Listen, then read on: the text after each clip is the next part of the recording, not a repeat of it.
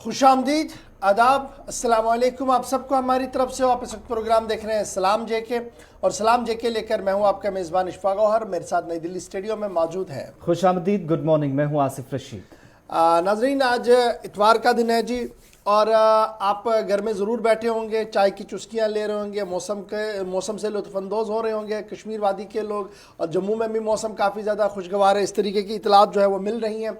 और जब आप थोड़ा सा बाहर आएंगे अपनी यूनियन टेरिटरी जम्मू कश्मीर के हदूद के बाहर, तो आपको पता लगेगा कि मौसम वहाँ पर भी बिल्कुल ठीक नहीं है। पंजाब, चंडीगढ़, हरियाणा और दिल्ली आते आते मौसम का मिजाज जो है वो बदल रहा है। कहीं पर हल्की बारिशें हो रही हैं, कहीं पर मतला आलूद है, और कहीं पर धुंध और कोहरे की वजह से अभी भी कुछ नज़र नहीं आ रहा है। तो इस सब माहौल के बीच हम आपके सामने न सिर्फ मुल्क के अंदर पेश आ रहे वाक़यात पर आपको रहनुमाई करेंगे, आपकी आगाही करेंगे कि क्या कुछ हो रहा है, बल्कि साथ साथ आपको बैनुल-अक़वामी सतह पर भी कुछ रिपोर्ट्स का हवाला देकर बताने की कोशिश करेंगे कि किस तरीके से यूनाइटेड जो आलमी इदारे हैं वो क्या खदशात जाहिर कर रहे हैं, और भारत के हवाले से क्या कुछ खदशात है, उस पर आज के प्रोग्राम में गुफ्तगू करेंगे। उसके साथ साथ एक अहम बात जो आज आपसे हम शेयर करेंगे कि दलाल किस तरीके से एक्टिव हो रहे हैं, और शादियों के बहाने पर किस तरीके से लोगों को लूटा जाता है, फर्जी केसों में दबाया जाता है,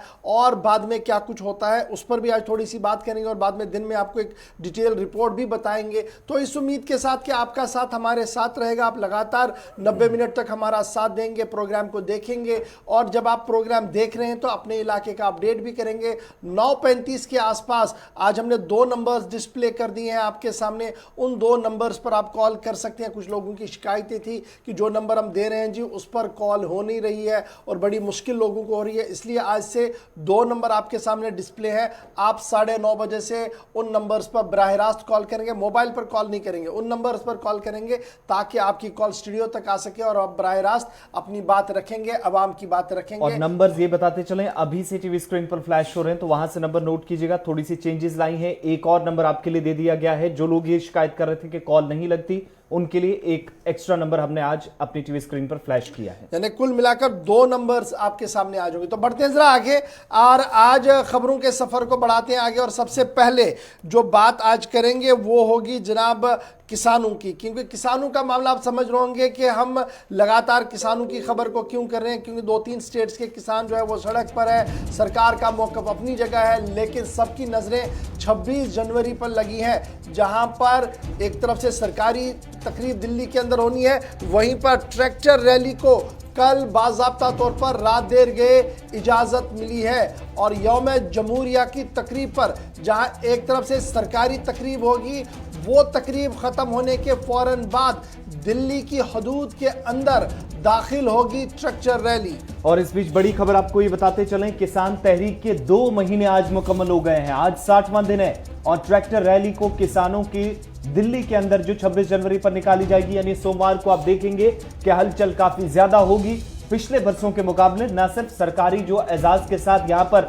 जवानों को, सिक्योरिटी एहलकारों को बेहतरीन कारकर्दगी के लिए नवाजा जाता था, बल्कि उसके साथ साथ किसान भी इस जश्न का हिस्सा होंगे। दिल्ली की सड़कों पर जहां पर हजारों ट्रैक्टर रैली की शक्ल में आएंगी, जिसके लिए कई दिनों से कोशिशें चल रही थी। दिल्ली पुलिस की तरफ से रोकने की और समझाने की कोशिश किसान लीडरान को मुसलसल की जाती रही। मरकजी सरकार ने भी अपनी बात रखी, लेकिन 5 दौर की मीटिंग के बाद बिल आखिर यह फैसला हुआ कि जमहूरियत की जीत हुई। किसान यूनियन लीडरान ने इस बात का दावा किया कि उनकी बात सरकार को माननी पड़ी। न सिर्फ मरकजी सरकार बल्कि दिल्ली पुलिस को भी उनकी बात के सामने झुकना पड़ा। अब जो नई गाइडलाइंस हैं, या नई जो सरकार की तरफ से या दिल्ली पुलिस की तरफ से जो हामी भरी गई है कि आप ट्रैक्टर रैली निकाल सकते हैं, लेकिन 2-3 अहम चीजें जिनका ख्याल रखने को कहा गया। एक तो ये कि गाड़ी या ट्रक्स का, बड़े ट्रक्स का इस तरीके से इस्तेमाल ना किया जाए नेशनल हाईवे के ऊपर, जहां पर बिजली की तार या कोई और पोल के साथ टकराकर किसी को नुकसान उठाना पड़े। इस चीज का ध्यान रखा जाए, छोटी गाड़ियों का ही या ट्रैक्टर्स का इस्तेमाल हो, ये पहली बात उनके सामने रखी गई।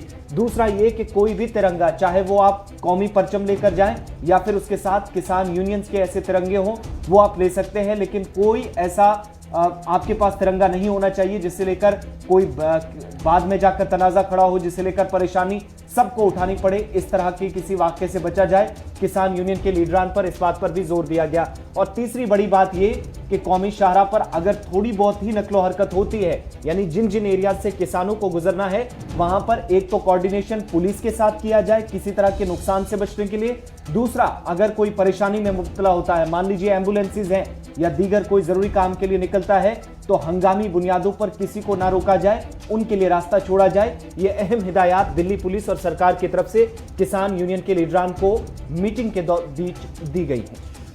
और जब हम ट्रैक्टर रैली की आपके सामने बात रख रहे हैं, कुछ शराइत के साथ जो है ये बात रखी गई है। और अब जो किसान लीडरों की तरफ से बात सामने रखी जा रही है, सिंघू बॉर्डर से तकरीबन 100 किलोमीटर तक ये ट्रैक्टर रैली जो है वो चलेगी और टिकरी बॉर्डर से 125 किलोमीटर तक ये ट्रैक्टर रैली जो है वो चल सकती है। और कुल मिलाकर अगर आप दिल्ली की बात करें तो दिल्ली को अब छावनी में लगभग तब्दील कर दिया गया है। और यौम जमहूरिया की तकरीब पर दिल्ली के अंदर 5 लेयर सिक्योरिटी, 3 लेयर आप सुन रहे थे, इस बार 5 लेयर सिक्योरिटी जो है वो लगा दी गई और तकरीबन 40,000 police, ITBP, CRPF, Delhi police के जवान जो है वो लगा दिए गए हैं ताकि किसी तरीके का कोई तनाव जो है वो दिल्ली के अंदर ना हो।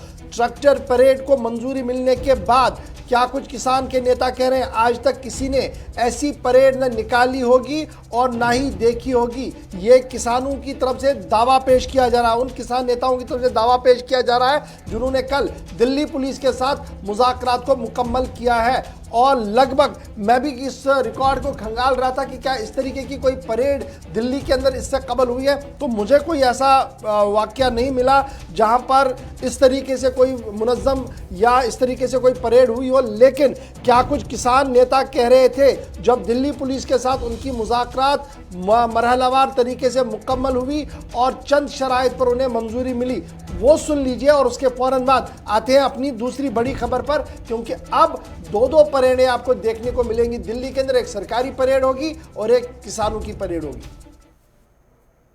आज जो 5वें दौर की बातचीत हुई है उसमें यह साफ हो गया है कि इस देश में लोग एक बड़ी ताकत हैं, लोग इतिहास लिखते हैं।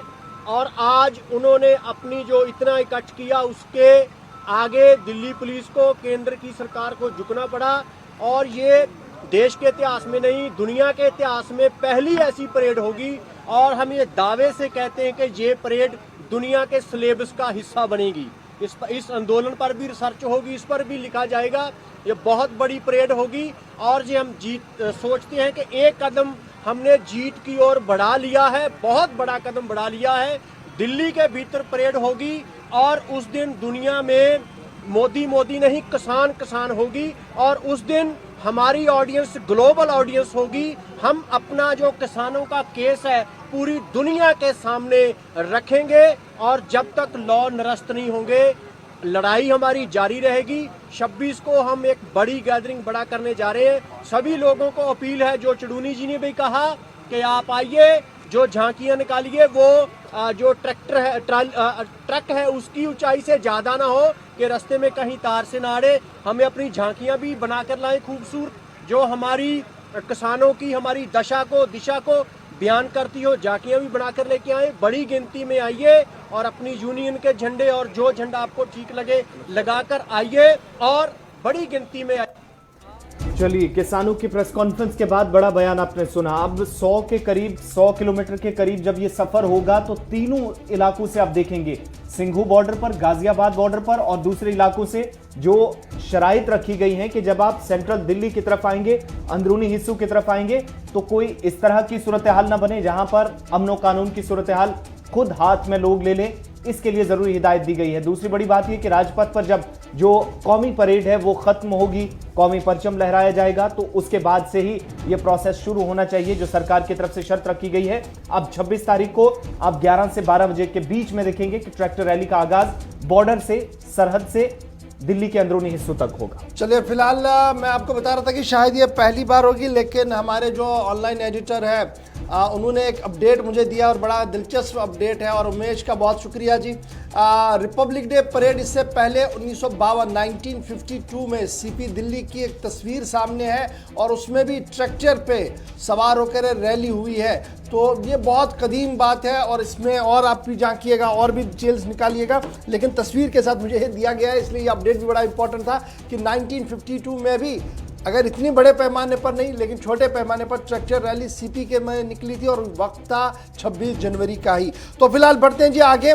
इसके बाद अब जरा बात सरहद की भी बताते हैं आपको जल्दी जल्दी से, और फिर जम्मू कश्मीर की खबरों पर हमने आना है। तो सरहद की बात यह कि चीन और भारत के बीच तनाव लगातार बढ़ रहा है और तनाव के बीच आज एक और दौर की बातचीत भी हो रही है। भारत और चीन के बीच लाइन ऑफ एक्चुअल कंट्रोल पर फौजी तातुल गुज़श्ता करीब 1 बरस से बरकरार है और आज नवे दौर की मीटिंग, फौजी सतह की ये बातचीत जो इस तातुल को कम करने की कोशिश है, उसी की तरफ एक और कदम दोनों अफवाज आगे बढ़ रही हैं। लाइन ऑफ एक्चुअल कंट्रोल की सूरत हाल पर फिजाइया के सरबराह का भी बयान आया है, जो RKS भदौरिया के मुताबिक कि चीन की जारहियत का जवाब देने के लिए हर महाज पर फोर्सेस तैयार हैं। बिलखुसूस एयरफोर्स की लाइन ऑफ एक्चुअल कंट्रोल से लाइन ऑफ कंट्रोल और बैनुल-अक़वामी सरहद तक पर करीबी नजर है, लेकिन सबकी नजरें आज की मीटिंग पर, जब फौजी सतह की कमांडर्स आमने सामने मिलेंगे मशरकी लद्दाख का हिस्सा चोशुल के मकाम पर, जहां पर नवे दौर की आज बातचीत होगी। और क्या मुज़ाकरात के जरिए रास्ता साफ हो पाएगा? मई के महीने में पहले हफ्ते के दौरान साल 2020 में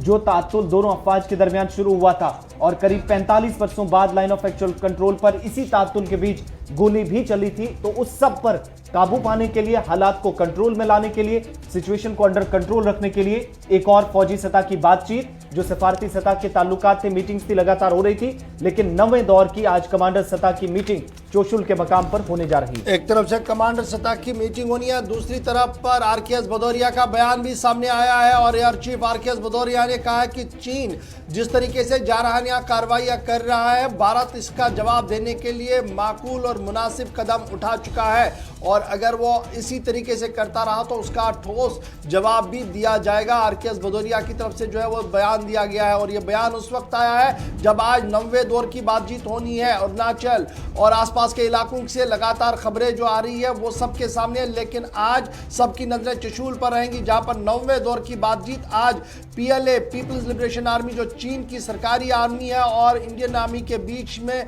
कमांडर सतह की बातचीत होनी है और देखना होगा कि क्या बर्फ पिघलेगी या फिलहाल तातुल वहां पर लगातार जारी रहेगा। आज नवे दौर की बातचीत वहां पर होनी है।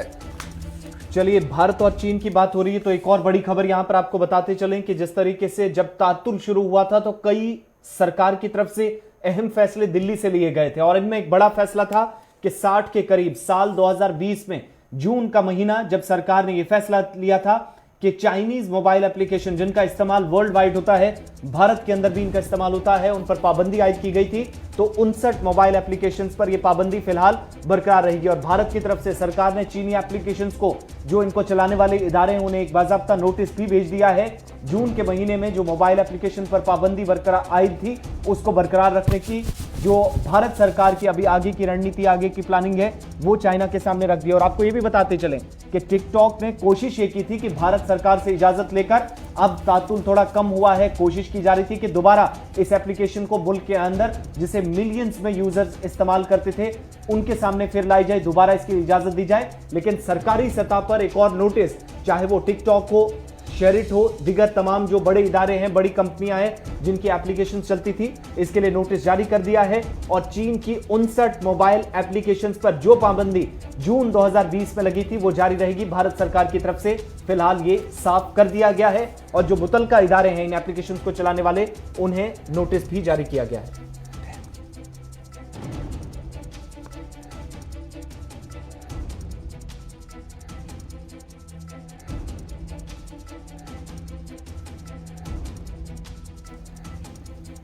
चलिए, इस बीच भारत और चीन के हवाले से बात हो रही तो यहां पर अक़वाम मुत्तहिदा की एक अहम रिपोर्ट का खुलासा भी आपके सामने करते हैं, जो एक बड़े इदारे की तरफ से एक रिपोर्ट सामने आई है।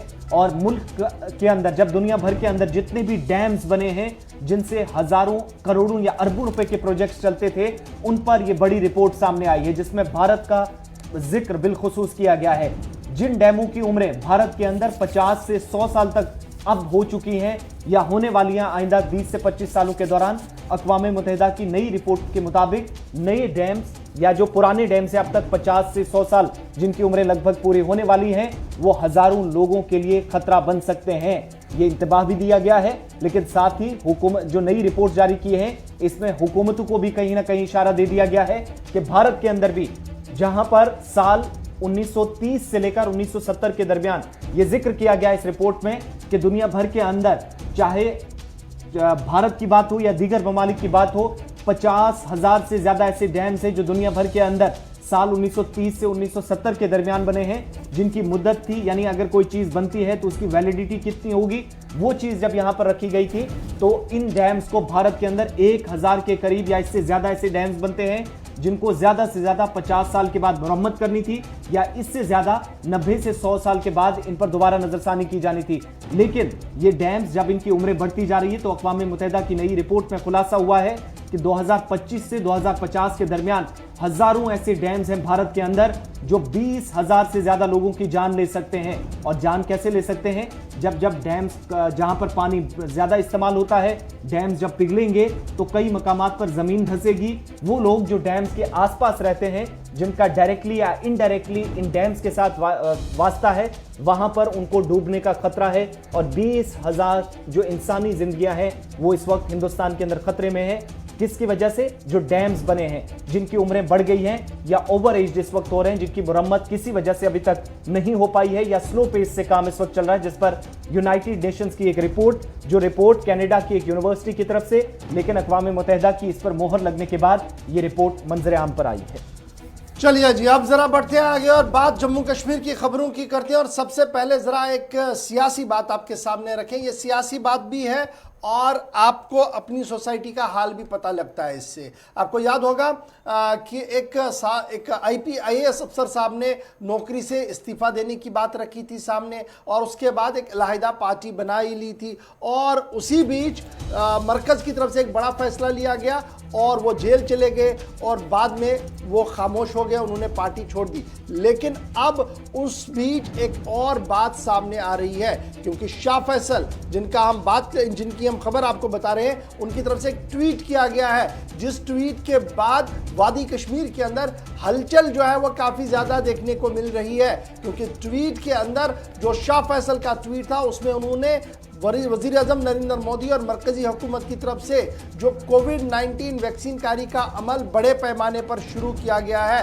और जिस तरीके से इसको पूरी दुनिया ने अप्रिसिएशन की है और अक़वाम मुत्तहिदा की सभी इदारों ने भारत की पीठ थपथपाई है, उसको लेकर शाह फैसल ने अपना इज़हार ख्याल किया था और कहा था कि भारत अब विश्व गुरु जो बनने की कोशिश में था, वो कहीं ना कहीं यहाँ पर दिख रहा है। और ये अल्फाज तहरीर होने के बाद शाह फैसल पर तरह तरह के इल्ज़ामात भी लग रहे हैं, और शाह फैसल के इस ट्वीट के बाद वादी कश्मीर समेत जम्मू की सियासत में काफ़ी ज़्यादा गर्माहट आ रही है। डॉक्टर शाह फैसल का ट्वीट उस वक्त सामने आया जब वो पार्टी उन्होंने छोड़ी, उसके बाद कैद भी रहे। जम्मू कश्मीर के अंदर जो सूरत हाल बनी उन सब लीडरान के साथ, वो भी जेल के अंदर रहे, और उसके बाद जब बाहर आए तो काफ़ी वक्त तक सबको इंतजार था कि डॉक्टर शाह फैसल कब अपनी चुप्पी तोड़ेंगे या जम्मू कश्मीर के हालात पर या किसी मामले को लेकर बात करेंगे। ज़रूर कुछ मामलों पर वो रिएक्ट करते थे ऑफिशियल साइट्स पर, ट्विटर पर, लेकिन अब जब उन्होंने भारत के अंदर जो तारीखी कोविड मुखालिफ टीकाकारी मुहिम, जिसका आगाज इसी महीने के तीसरे हफ्ते के अंदर हुआ, तो वज़ीर आज़म ने 2 दिन पहले, आपको याद होगा कि वाराणसी के अंदर जिस तरीके से जम्मू कश्मीर में कुछ दिन पहले जब प्रोग्राम शुरू हुआ था, तो उन लोगों से बात की थी जो इस कोविड मुहिम का हिस्सा बन रहे थे, जो कोविड मुखालिफ टीकाकारी मुहिम थी। और इस मुहिम के दौरान बहुत सारे लोग जो सबसे पहले महकमा सेहत के हेल्थ वर्कर्स थे जो टीका लगवा रहे थे, तो उनके साथ बराह रास्त बात कर रहे थे वीडियो कॉन्फ्रेंसिंग के जरिए वज़ीर आज़म, जिस पर रिएक्ट करते हुए, रिट्वीट करते हुए शाह फैसल ने तारीफ करते हुए कहा कि भारत जो जगत गुरु बनने की कोशिश में था, विश्व गुरु बनने की कोशिश में था, वो इससे अया होता है जो भारत की तरफ से एक बड़ी मुहिम शुरू कर दी गई है। और इसी पर चाहे सोशल एक्टिविस्ट हों, पॉलिटिकल एक्टिविस्ट हों या दीगर जहन रखने वाले लोग हों, तमाम लोगों की तरफ से रिएक्ट किया जा रहा है और अपने अपने हिसाब से जो राय इस वक्त भी सोशल मीडिया साइट्स पर रखी जा रही है डॉक्टर शाह फैसल के इस ट्वीट पर सामने आने के बाद। डॉक्टर शाह फैसल लिखते हैं कि this is more than just a vaccine program, it is good governance plus human capital formation plus nation building plus India assuming global leadership as a jagat guru. Doctor Shah Faisal के ट्वीट के बाद ये ट्वीट कब आया? जब उन्होंने लास्ट ट्वीट किया था कि वो पार्टी छोड़ रहे हैं। उसके बाद बिल्कुल भी वो सोशल मीडिया पर कहीं पर एक्टिव नहीं थे, बिल्कुल खामोशी इख्तियार की थी और अचानक उनका ट्वीट आया है, जिसके बाद हलचल जो है वो वादी कश्मीर के अंदर और जम्मू के अंदर काफ़ी ज़्यादा देखने को मिली। इवन दिल्ली के सर्कल्स के अंदर भी शाह फैसल के ट्वीट के बाद बड़ी चीज़ें लिखी जा रही है और कही जा रही है। बहरहाल ये तो ट्वीट की बात ही है, क्योंकि यहाँ वादी कश्मीर की जब हम बात करते हैं, जम्मू कश्मीर रियासत की जब हम बात करते हैं, तो छोटी सी हलचल भी बड़ी खबर बनती है। और जब ट्वीट हो और बड़े दिनों बाद ट्वीट हो और वजीर आजम की तारीफ हो तो उस पर तनकीद ना हो, शायद ये मुमकिन ही नहीं। और यही वजह है कि ट्रॉल, रिट्वीट और तरह तरह की बातें जो है वो इस ट्वीट के नीचे आप पढ़ सकते हैं। बढ़ते हैं जरा आगे। अब इसके बाद एक अहम बात आपसे शेयर करने जा रहे हैं और दो चीजें आपके साथ हम बड़ी इंपॉर्टेंट बातें आपके सामने रखनी है। एक सबसे पहले बात जो आपके साथ अब करेंगे वो हुकूमत का फैसला और उस फैसले की अमल दरामद और उस फैसले की अमल दरामद से क्या फ़ायदा हो सकता था, क्या नुकसान हो सकता है। जब निज़ाम एक बनाया गया, पंचायत का निज़ाम बनाया गया, तो हुकूमत की तरफ से ये साफ कर दिया गया कि PRIs को और मजबूत किया जाएगा, इन जमहूरी इदारों को और तक़वियत दी जाएगी और मजबूती दी जाएगी। और फिर क्या कुछ फैसला हुआ कि जो कानकनी के मामले हैं, छोटी कानकनी के जो मामले हैं मकामी तौर पर, वो अमल दरामद जो इस पूरे मामले को देख रेख करेगा या तो जो उसमें अप्रूवल देगा वो मकामी पंचायतें देंगी। और आपको याद होगा कि सरकार ने ये बड़ा फैसला लिया था महकमा देही तरक्की को, जब ये फैसला लिया गया था और उसके बाद जो ज्वालजी एंड माइनिंग डिपार्टमेंट को लॉज बाय लॉज बनाने थे और जो काम कॉमर्स डिपार्टमेंट को करना था, उसमें तालमेल में काफ़ी ज़्यादा फुकदान है। और यही वजह है कि 7 माह पहले जो फैसला लेफ्टिनेंट गवर्नर इंतज़ामिया ने लिया था कि बाइख्तियार पंचायती इदारों को बनाया जाए, वो अभी तक भी बाइख्तियार नहीं बन रहे हैं। अब सुनिए कैसे। सरकार ने क्या फैसला लिया था? माइनिंग राइट्स जो है वो पंचायतों को दिए जाएंगे। ये सरकार का फैसला था और सरकारी फाइलों में, और आप इस ऑर्डर को पढ़ भी सकते हैं। और ज्वालजी और माइनिंग डिपार्टमेंट को ये कहा गया था कि इसकी इम्प्लीमेंटेशन के लिए आप जल्दी जल्दी से काम करें। और आज तक 7 माह गुजरने के बाद भी ज्वालजी माइनिंग डिपार्टमेंट ने वो सारा काम नहीं किया जो उसको करना था। PRIs लगातार ये कह रहे हैं कि एक नेक्सस है जी हमारे यूनियन टेरिटरी के अंदर जो इस काम को करने नहीं देंगे, क्योंकि जब ये नेक्सस टूटेगा तो बड़े चेहरों से नकाब हटेगा। शायद ये पॉलिटिकल और एडमिनिस्ट्रेटिव नेक्सस इतना ज़्यादा मजबूत है कि PRIs को ये काम सौंपा नहीं जा रहा है, क्योंकि अगर ये सौंपा जाता तो एक तो डायरेक्टली स्टेट जो स्टेट की ट्रेजरी है, स्टेट का जो खजाना है, उसको फ़ायदा मिलता और PRIs भी कहीं ना कहीं मजबूत होते। और डिसीजन क्या लिया गया था कि PRIs के लिए कि वो शॉर्ट टर्म परमिट देंगे। Government of Jammu Kashmir union territory की तरफ से ये फैसला जुलाई लास्ट ईयर लिया गया था और फाइनेंशियली एम्पावर करने के लिए ग्रास रूट लेवल पर इसे जमहूरी निज़ाम को बहाल करने और मजबूत करने के लिए कहा गया था। फिर क्या हुआ जी इस फैसले में? जो हमारे पास एजाद-ओ-शुमार है, इंडस्ट्रीज एंड कॉमर्स महकमे ने अगस्त के महीने में पिछले साल एक ऑर्डर नोटिफिकेशन निकाला, जिसमें उन्होंने कहा कि जो कंफर्म माइनिंग राइट्स है वो पंचायतों को दी जा रही हैं। सेक्शन उन्होंने जो उसमें लगाया वो 15 था, सब सेक्शन 23C था और माइनिंग डिपार्टमेंट को यह कहा गया कि आप 1957 जो रूल है हमारे पास, उसकी रूह से इसको आगे बढ़ाए। बाय दिस नोटिफिकेशन जो सरकार की तरफ से आई और अमेंडमेंट हो गया था, इसमें जम्मू कश्मीर मिनरल्स को जो कंसेशंस दी थी, storage, transportation of minerals, privilege, illegal mining को रोकने के हवाले से इसमें एक बड़ा कानून बनाया गया था और यह कहा गया था कि PRIs को आप इसमें शामिल करेंगे तो इससे बड़ा फायदा मिलेगा। और खुद लेफ्टिनेंट गवर्नर इंतजामिया ने इसको हरी झंडी दी थी और कहा था कि यह होना चाहिए। 7 माह का वक्त गुजरने के बाद भी ज्वालजी एंड माइनिंग डिपार्टमेंट की तरफ से कोई फॉर्मल ऑर्डर अभी तक जारी नहीं किया गया है। ये तो ज्वालजी माइनिंग डिपार्टमेंट की बात करेंगे, लेकिन जब आप रूरल डेवलपमेंट महकमा देही तरक्की को खंगालेंगे, उनके रिकॉर्ड को देखेंगे, तो उनके पास कोई भी ऑफिशियल कम्युनिकेशन अभी तक इस हवाले से नहीं आया कि कौन सा ब्लॉक और कौन सा इलाका जो है जहां पर पीआरआईज को ये इख्तियारात सौंपे जाएंगे। यानी जियोलॉजी माइनिंग डिपार्टमेंट को जो आइडेंटिफिकेशन करना था, रूरल डेवलपमेंट को सौंपना था, दो डिपार्टमेंटों के बीच अभी तक ये तालमेल नहीं हुआ है। 7 महीने का वक्त गुजर गया है। तो किस तरीके से जमहूरी निज़ाम, पंचायती निज़ाम, पीआरआई सिस्टम को आप मजबूत करना चाहते हैं। हुकूमत बड़े दावे ज़रूर कर रही है कि ये डिपार्टमेंट भी इनको, ये निगरानी भी इनको, ये निगरानी भी इनको अच्छा लगता है सुनने में, लेकिन जब आप एसिड टेस्ट लेते हैं तो डिपार्टमेंट्स के बीच tussle, political nexus, administrative nexus इतना ज़्यादा है कि फाइलों पर सिर्फ नोटा नोटी हो रही है और ऑफिशियल ऑर्डर नहीं आ रहा। और ये जो हुक्मनामा था, इसको कहा गया था कि पहले मरहले में सितंबर 2021 तक इसको वैलिडिटी होगी और उसके बाद हुकूमत इसको और आगे बढ़ाएगी। आज जनाब जनवरी अपने इख्तिताम की ओर है, अभी तक 2 डिपार्टमेंटों के बीच आपसी तालमेल नहीं बन पाया है। सितंबर तक आते आते और हम इस पर खबर करेंगे, लेकिन फिलहाल जो ख्वाब लेफ्टिनेंट गवर्नर इंतजामिया ने पीआरआईज को दिखाया था वो शर्मंदा ताबीर नहीं हुआ है और एक बड़ा मजाक के तौर पर अभी तक सामने आ रहा है। तो ये खबर थी बड़ी इंपॉर्टेंट जो हमने आपके सामने रखी, क्योंकि हुकूमत जो दावे करती है क्या वो सही साबित है, वो आज हमने आपके सामने रख दिया है। यहां पर मुझे कहा जा रहा है कि एक छोटे से ब्रेक के लिए रुक जाए।